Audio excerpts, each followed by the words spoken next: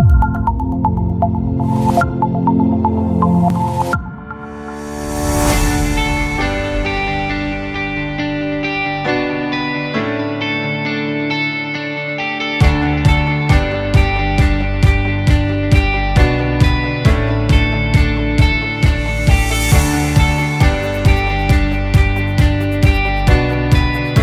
you for joining with us for another episode of Aviation Talk with Captain Kosala.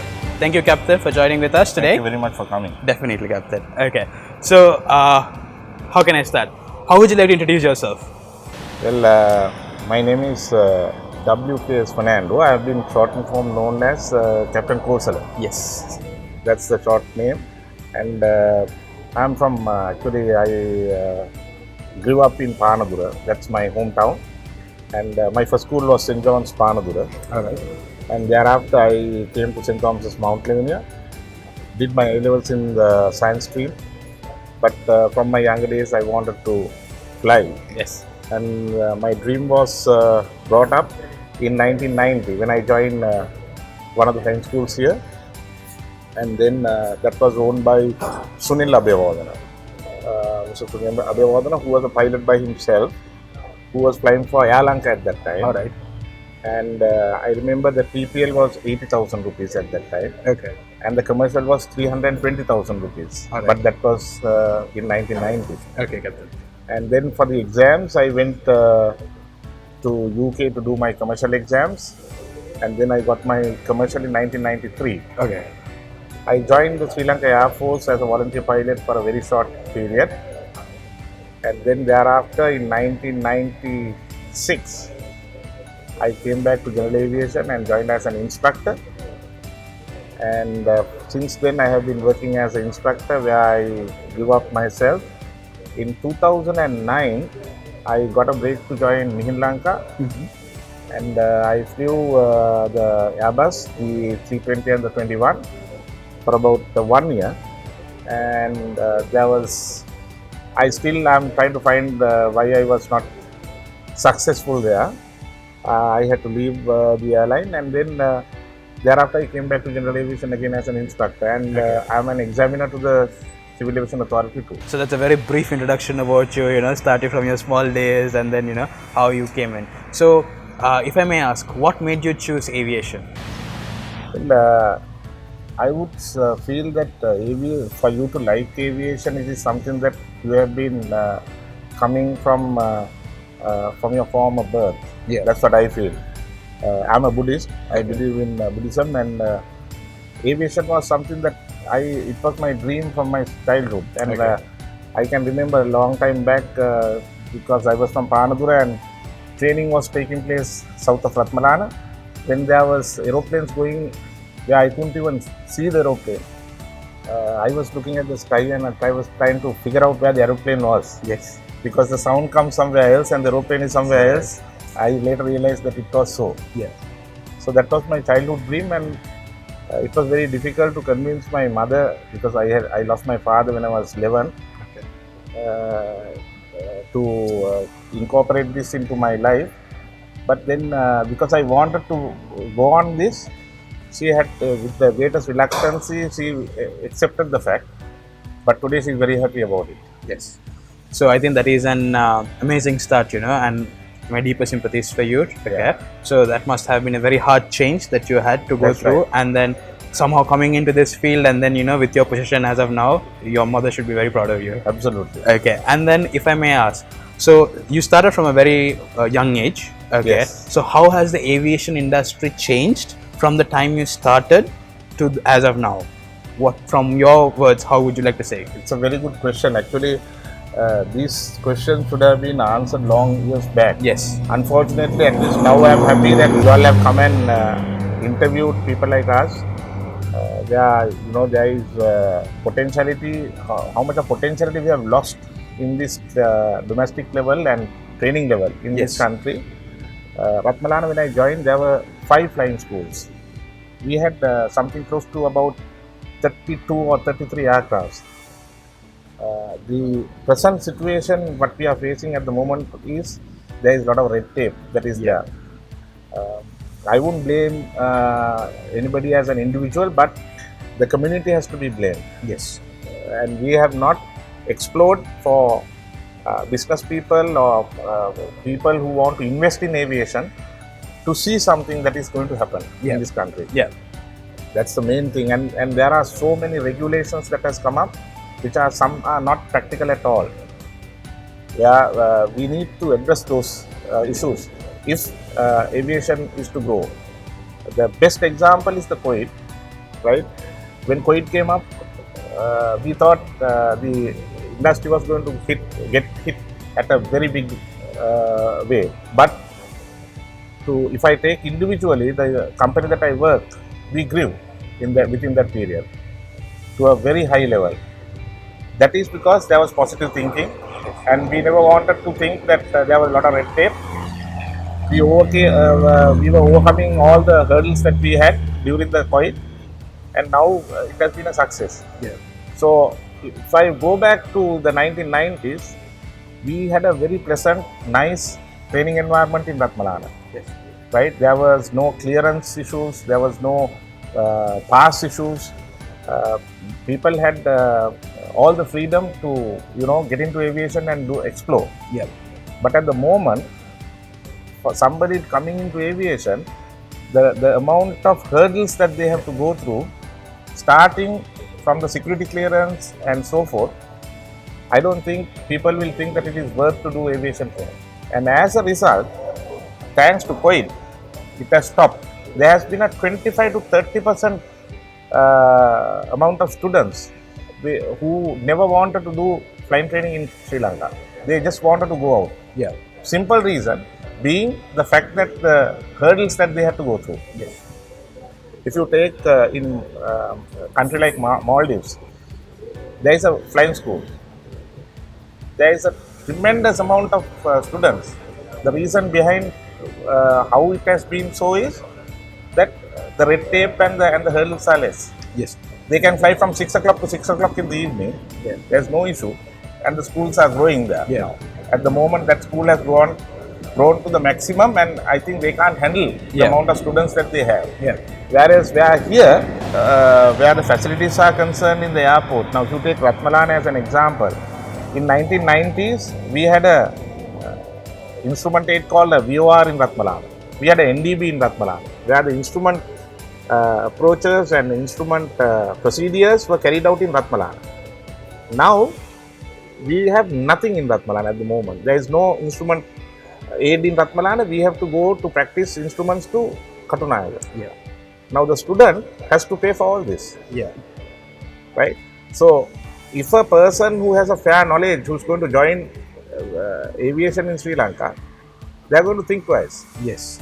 They are going to think twice. So, these barriers needs to be taken out immediately. Yes. And then we need to think positively. We need to give responsibility to the people concerned who are running these places. And I am glad that Civil Aviation Authority is very positive now. After 26 years of my career, I see a lot of positive aspects thanks to the present DG. He is very positive, and we had one discussion with him. It was amazing actually. Yes. I must say that the way that he thinks about things, right, and that is exactly what we need in this country. Yeah.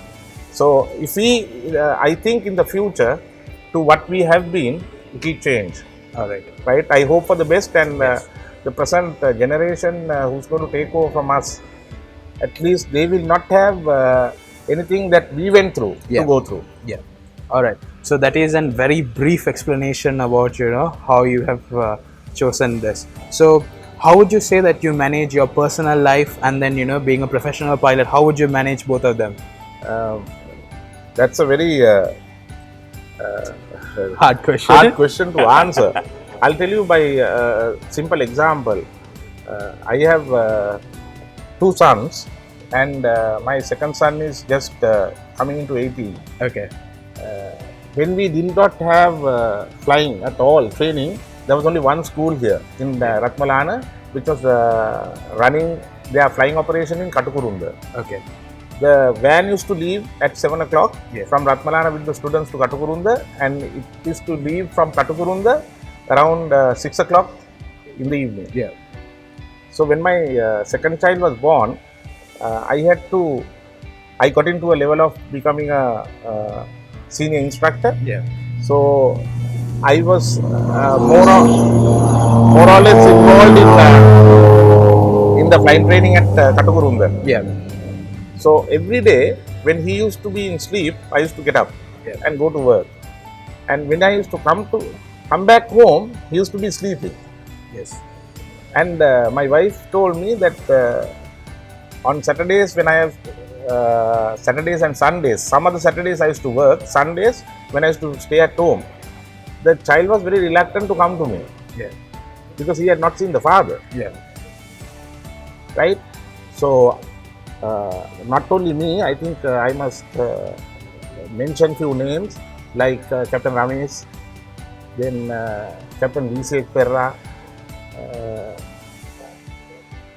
There were certain other people who have left Ratmalana training, but these were people who really worked with us. Yes. All right, Captain.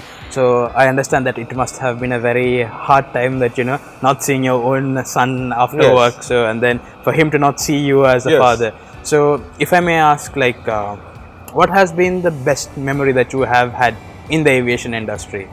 Well, there were pluses and minuses. Definitely. I would say if I talk about a plus, I can remember in 1992, I was having just something close to 100 hours of flying, and I was flying a solo flight on a cross country to Poggala, where else somewhere close to Bolgoda, the lake that you see soon after takeoff in Ratmalana. I only saw the prop just vertical, Okay. right? And I did not know what to do actually, to be very honest. Still, I know that there were 2-3 aeroplanes who saw me, who was above,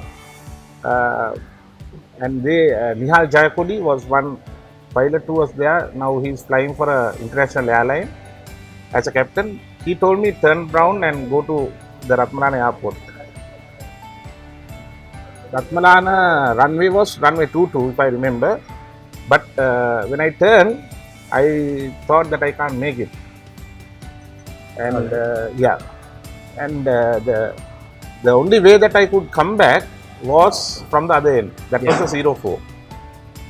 And the last part of 04, I was almost over the Bata factory roof. Yeah. I thought I hit the roof. To date, I don't know how I landed that aeroplane. Okay. Right, but I was on the runway, and the next thing that I saw was the fire brigades and all these things came up. Yeah. And then there was a huge technical issue with the aircraft in the engine, but I survived. Yes. So that's one.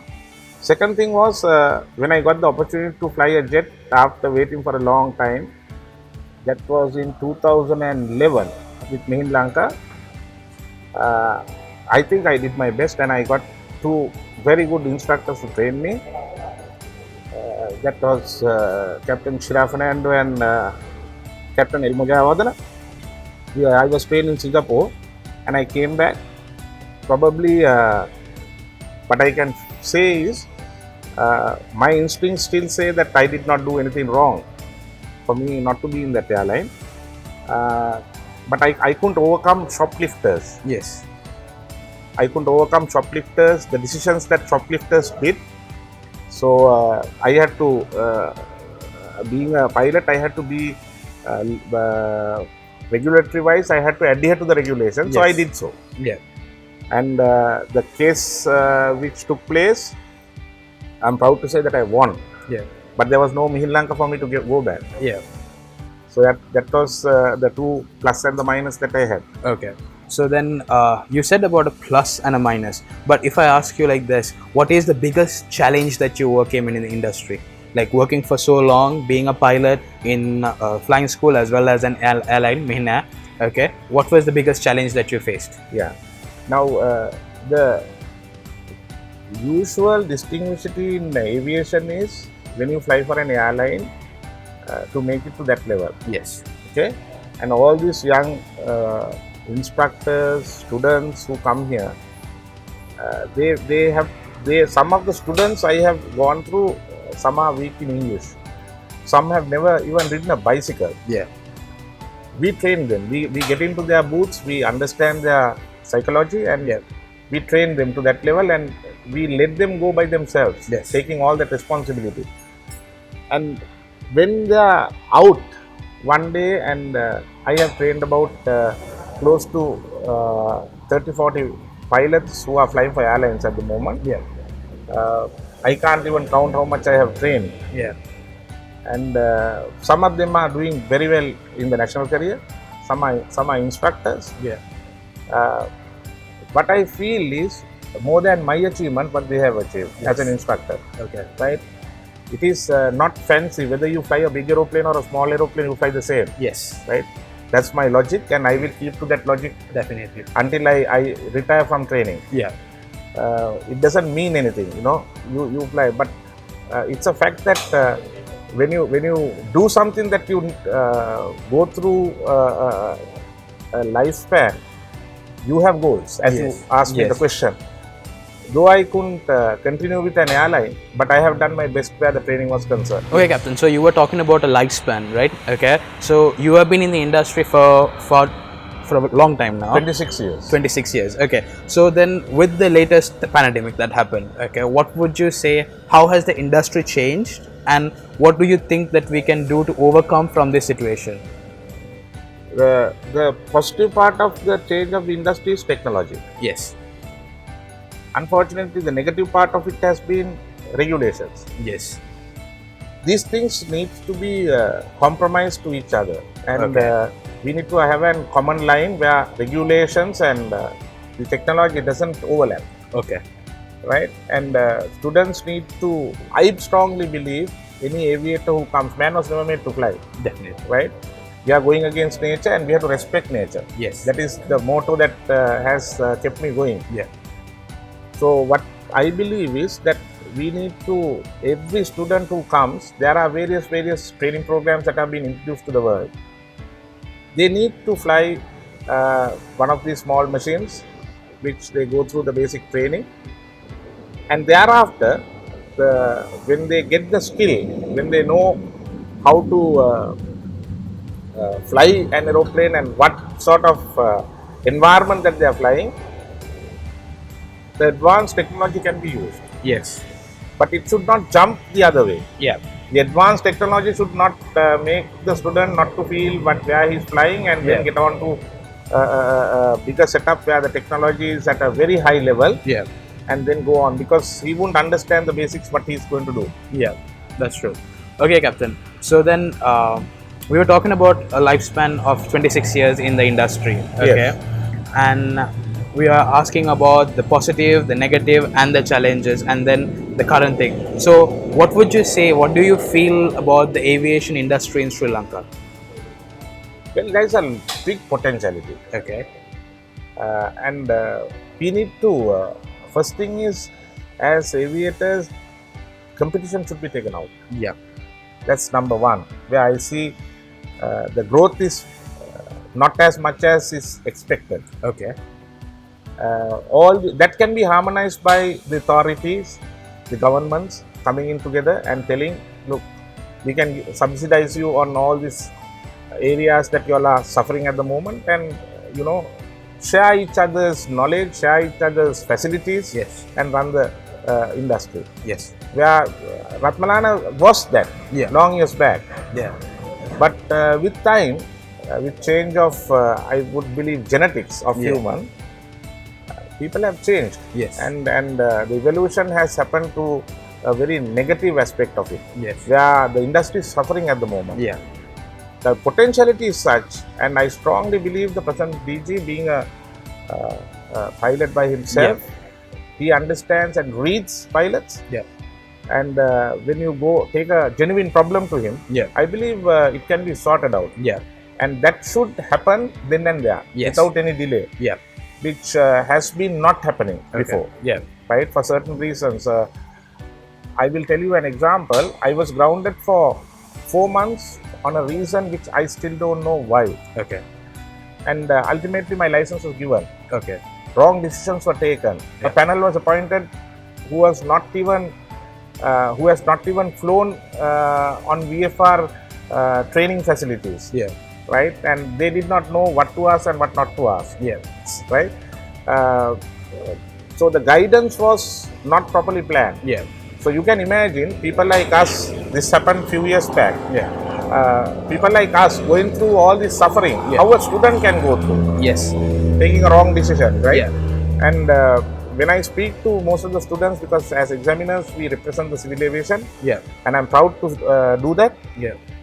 When I go and talk to students, sometimes when we are doing flight tests, Yeah. I have realized that the students are not that free that they should be. Yeah. To talk. Yeah. You see, and come out with what they have, and Yes. that system has to be incorporated. Yeah. In the this. If there is something wrong happening in the industry, that has to be brought out. Yes. Immediately addressed and resolved. Yes. Yes. That needs to happen. So with all that, I believe that Sri Lankan general aviation will go. Okay. All right, Captain. So then, since you were talking about from an examiner's perspective, being in the industry, pilot, the challenge that you had to overcome, what would you like to say to the budding aviators? You know, It's a remarkable and a explosive field to come in. Okay. Right, and I don't think a lot of people know. They have flown in commercial aeroplanes. That's very nice to fly because you get your food, you get your luxury inside. Yeah. But you don't see the beauty of nature. Yeah.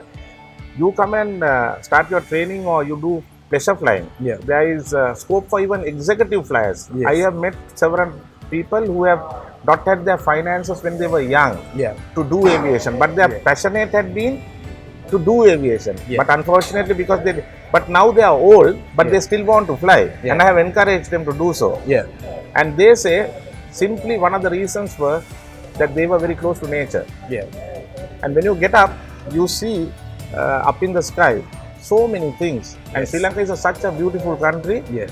You have different landscapes, and you have different weather patterns. Yes. So you can experience those things to the maximum Yes. if you come into this field. Okay. All right. So I think that's a very interesting message to the youngsters. Something from a different perspective, because all what they hear is all the obstacles and the hurdles that they have to That's cross. right. Okay. So my last question to you: what are the plans for the future from your perspective? Well, if you ask me from my perspective, I will have 3 more years to go. Okay. That will be 55, and we need more facilities to be adapted in general aviation to airports. Okay. Number one. Number two, we must cut all the red tape that is Yeah. available.